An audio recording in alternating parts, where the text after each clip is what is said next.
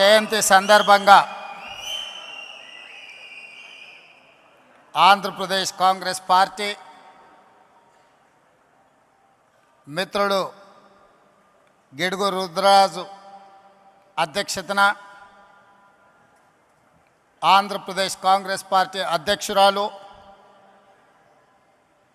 Doctor YS Rajasekhara Reddy గారి కుమార్తె ఈ రాష్ట్ర అధ్యక్షురాలుగా ఈ కార్యక్రమాన్ని ఏర్పాటు చేసి ఈ కార్యక్రమంలో శ్రీ రాహుల్ గాంధీ గారిని ముఖ్య అతిథులుగా పాల్గొనమని ఆహ్వానించడం జరిగింది. ప్రాథమికంగా రాహుల్ గాంధీ గారు ఈరోజు ఈ సమయంలో ఈ కార్యక్రమంలో పాల్గొని డాక్టర్ వైఎస్ రాజశేఖర రెడ్డి గారి 75వ జయంతి వేడుకలలో మీ అందరి మధ్యన ఉండాలని వారు భావించారు. కానీ మణిపూర్లో ఉన్న ప్రత్యేక పరిస్థితుల్లో ఏఐసిసి కాంగ్రెస్ పార్టీ అధ్యక్షుడు మల్లికార్జున్ ఖర్గే గారి ఆదేశాల మేరకు వారు మణిపూర్ రాష్ట్ర పర్యటనకు వెళ్తూ నన్ను ఆదేశించడం జరిగింది. ఆంధ్రప్రదేశ్ కాంగ్రెస్ పార్టీ శ్రీమతి షర్మిలమ్మ గారు ఏర్పాటు చేసిన కార్యక్రమంలో నా ప్రతినిధిగా మీరు పాల్గొని మన వైపు నుంచి సంపూర్ణంగా గాంధీ కుటుంబం ఎప్పుడూ వైఎస్ఆర్ కుటుంబానికి ఆంధ్రప్రదేశ్ కాంగ్రెస్ పార్టీ కార్యకర్తలకు వైఎస్ఆర్ అభిమానులకు అండగా నిలబడతామని చెప్పి మీరు వెళ్ళి వాళ్ళ మధ్యలో నించొని చెప్పి రావాల్సిందిగా రాహుల్ గాంధీ గారు నన్ను ఆదేశించడం జరిగింది. నాతో పాటు ఈ కార్యక్రమంలో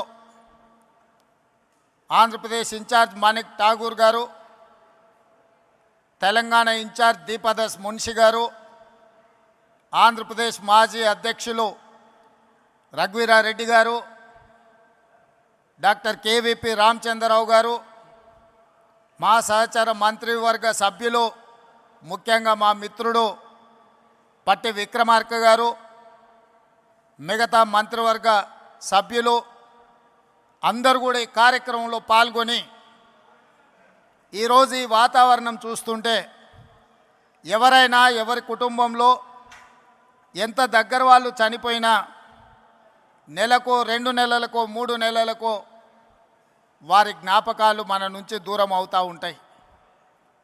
కానీ డాక్టర్ వైఎస్ రాజశేఖర రెడ్డి గారు మన నుంచి దూరమైన 15 సంవత్సరాలైనా వారి జ్ఞాపకాలు ఇంకా మన మదిలో మెదులుతున్నాయి.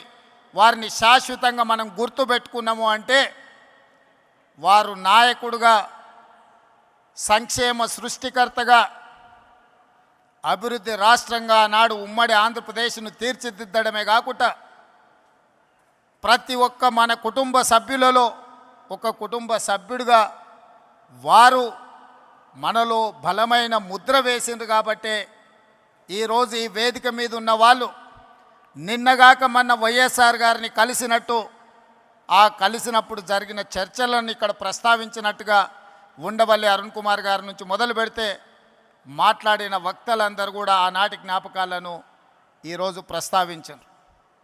ఇది చాలా అరుదైన సందర్భం, అరుదైన అంశం. ఎంత గొప్ప నాయకుడైనా కొంతకాలానికి కాలక్రమేణా ప్రజల మదిలో నుండి దూరం అవుతూ ఉంటారు. కానీ డాక్టర్ వైఎస్ రాజశేఖర రెడ్డి గారి కాలం గడిచిన కొద్దీ, సంవత్సరాలు పోయిన కొద్దీ ఇంకా బలంగా పేదవాళ్ళ మదిలో, పేదవాళ్ళ గుండెల్లో ఇప్పటికీ గుర్తుండిపోయే విధంగా వారు ఉన్నారు అనంటే, వారు ఉన్నప్పటికంటే ఈరోజు వారు లేని లోటు మనందరికీ కనిపిస్తుంది.